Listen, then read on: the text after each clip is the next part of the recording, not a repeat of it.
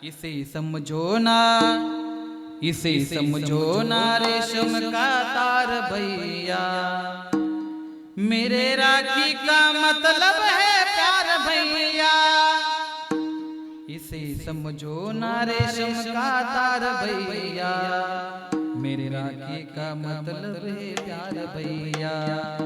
यूं तो दुनिया में हर शे का मोल है, मेरी राखी मतलब अनमोल है।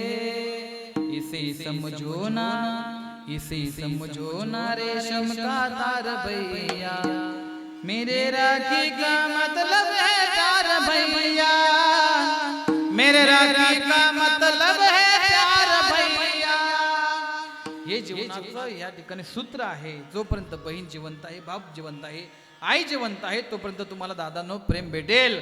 पण बहीण ज्यावेळेस तुम्हाला दारामध्ये ओवाळण्याकरता जर नाही आले ना, तुमचं प्रेम संपून गेलं. ही बहीण भावाचं नातं आहे.